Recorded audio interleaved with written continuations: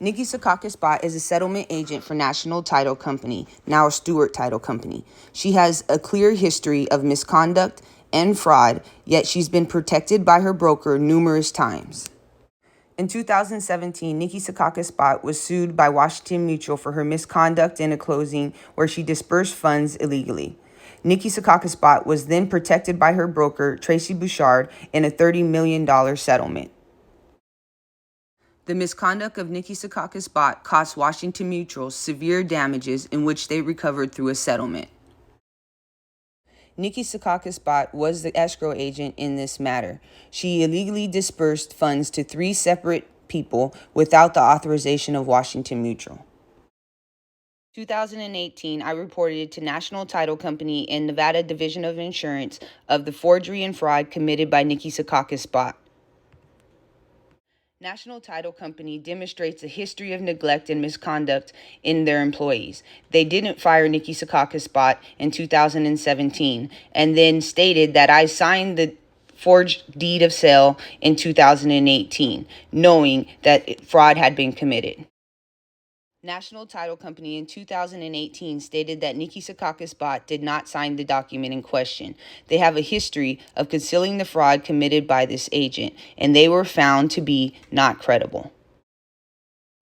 In 2018, the actions of Nikki Sikalis Bott caused damages to Washington Mutual in the millions. A settlement was made in the amount of $30 million to Washington Mutual, and Nikki Sikalis Bott was put right back into her position at National Title Company, where she then began committing more fraud, and I was her next victim.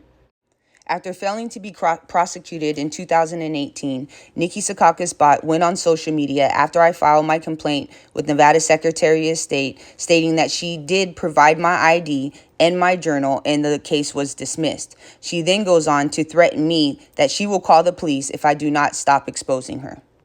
This is the complaint filed with the Secretary of State in 2018, where I let them know that my name was forged and she committed fraud. They confirmed that she did not turn in her journal, nor did she provide my identification. They clearly saw that she was the escrow agent on the closing documents and collected a fee in excess of the notary. Nikki Sikalis Bott then illegally wired $62,000 out of my personal account, closing on the home, putting it only in Bobby's name, even though I canceled the transaction.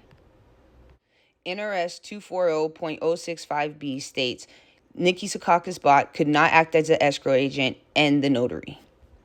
NRS 240.120 states that every notary has to maintain a journal, in which Nikki Sikalis Bott failed to produce her journal and my signature in the journal because I did not sign the deed of sale. Her next-door neighbor, Melanie Traynor, signed the deed of sale, fraudulently conveying title into Bobby's name alone. She also signed the bond paperwork for Nikki Sikalis Bott. This shows a pattern of both notary agents committing fraud. Bobby Antee admits to going to the closing alone and that I was at my office and was never at the title company with him. I was never part of the lending process, nor were they ever informing me of anything that was being paid off by Bobby Antee. I demanded Bobby's bank statement since November so that I could see what he was paying off and what was happening with my money, in which Bobby Antee never provided any of this. I told Bobby not to buy the house. I wanted to move into an apartment.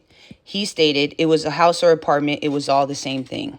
I proved the misconduct of Kathy Hardcastle and Judge Raina Hughes. Kathy Hardcastle switched my case to Raina Hughes, where Raina Hughes allowed the abuse for 5 years. After clearly proving the misconduct, the forgery, and the fraud in this matter, Nevada Supreme Court took no action and then allowed the legal sale of my home.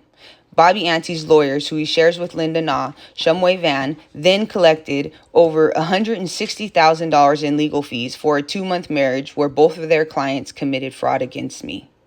In 2018, Bobby signed the letter of agreement stating that none of the funds were gifts and that if in the event of divorce, the money would be returned to me. He also signed stating that if he took this to court, he would be responsible for all legal fees. This is the only contract that was valid, and yet Bobby Antee and his counsel have been awarded over $200,000. Realtor Linda Na picked the lender for Bobby, as he did not qualify. She then acted as the lender, collecting documents and then asking for gift letters as well as bank statements. This is not in her work duties and clearly showed the misconduct. Yet no one has done anything to make an arrest or protect me from the abuse that I have suffered from Linda Na and Bobby Antee. Bobby Antee married me to defraud me, so he had no problem teaming up with the realtor and her broker to ensure that he did not go to jail and get the 30 years that he's entitled to. Nikki Sikalis bott has a pattern of committing fraud and hasn't been arrested. Yet this loan officer in Florida is now losing her family and her life for her misconduct.